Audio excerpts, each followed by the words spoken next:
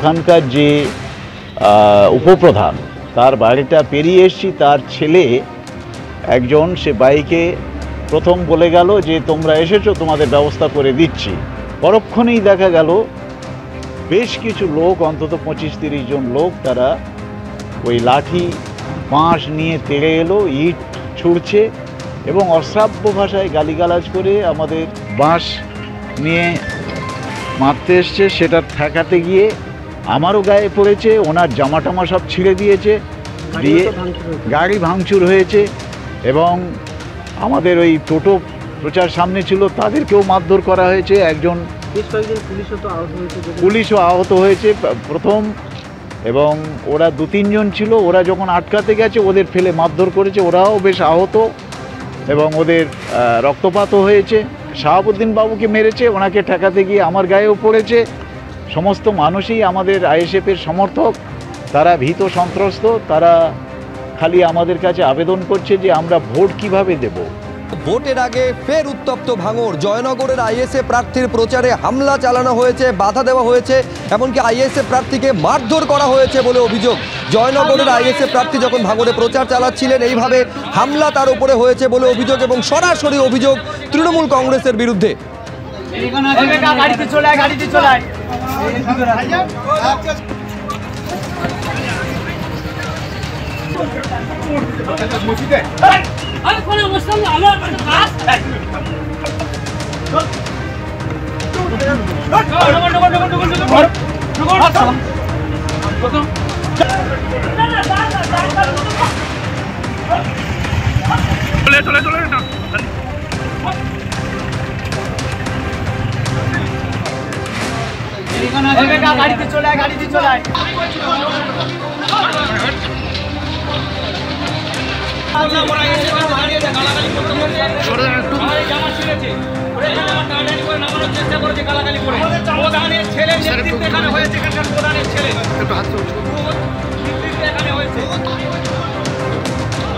ফলে বুঝতে পারছে নতুন করে উত্তেজনা ছড়িয়েছে ভাঙড়ে। শেষ দফায় ভোট রয়েছে জয়নগর লোকসভা কেন্দ্রে, এবং সেই লোকসভা কেন্দ্রের আইএসএফ প্রার্থী যখন প্রচার করছিলেন তাকে মারধর করা হয়েছে বলে অভিযোগ উঠছে তৃণমূল কংগ্রেসের বিরুদ্ধে।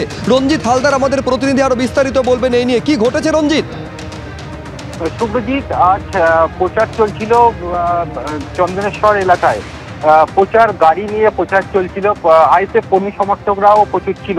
এই প্রচার গাড়ি যখন ঝিঝিরাইড বলে একটা লোকেশন আছে, সেই জায়গায় যখন যায় সেই সময় প্রায় 25 থেকে 30 জন তৃণমূল কর্মী তারা লাঠি ছোটা ইট দিয়ে এই মিছিলের উপর হামলা চালায় বলে অভিযোগ।